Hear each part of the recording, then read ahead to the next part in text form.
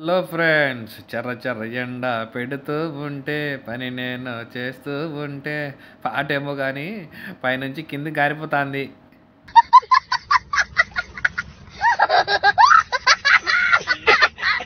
పొద్దున్న నుంచి సాయంత్రం వరకు రూమ్లో ఖాళీగా కూర్చోండి. మా సార్ పిలిచి దీంట్లో జూలియాలు అని అంటారనమాట. కింద కాళ్ళు తుడుచుకుంటే పట్టల్లాగా ఉంటాయి, రూమ్లలో వేసుకుంటారు. దీంట్లో వేసి సీను ఎండ తగ్గిపోయిన తర్వాతనే చేయన్నాడు. నేనేమో ఇప్పుడే చేసేస్తాను, ఇంత ఎండ పెడతానే కూడా. ఎందుకు వాళ్ళే అంటారు, వాళ్ళే మళ్ళీ మాట్లాడతారు.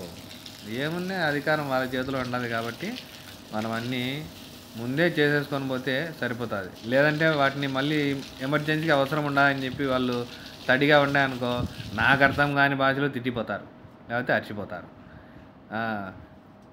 అందుకే ఒక మాట పడకుండా ముందే మన పని మనం చేసుకొని దాంట్లో నారేచ్చే కనుక ఒక పని అయిపోతుంది. చూడు బ్రో, మనం ఇక్కడికి వచ్చిన తర్వాత మన చేతికి డ్రైవింగ్ ఒకటే ఇస్తారని గ్యారంటీ లేదు. ఎందుకంటే వాళ్ళ ఇంట్లో ఏ పని చెప్పినా కూడా చేసుకుంటూ పోవాలి.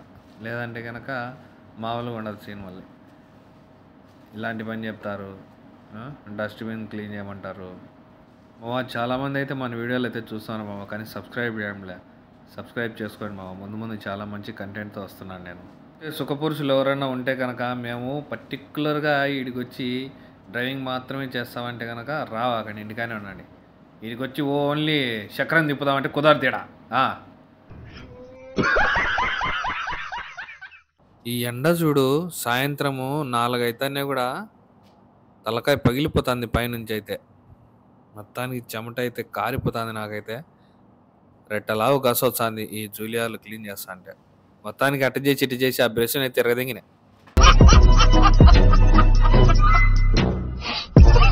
చూడండి మామ, ఇక్కడ పని చేయాలంటే అన్ని పనులు చెప్తారు, అన్ని పనులు చేసుకుంటా పోవాలా. కాదు ఒక పని చేస్తా అంటే కుదరదు. కాబట్టి నేను అక్కడ ఇండియా నుంచి కావచ్చు, వేరే కంట్రీస్ నుంచి ఎవరు వచ్చినా కూడా నేనైతే ఒకటే మాట చెప్తా, ఈ పని రావడం రాకపోవడం మీ ఇష్టం, కానీ ఇక్కడ ఉండే కష్టాన్ని కావచ్చు, సుఖాన్ని కావచ్చు, తిండిని కానివ్వచ్చు, బయట డబ్బులను కానివ్వచ్చు, వీటన్నిటిని చెప్పడం మా బాధ్యత కాబట్టి చెప్తున్నా. ఆ తర్వాత రావడం రాకపోవడం అనేది అది మీ ఇష్టము, మీ చాయిస్ అన్నమాట అది.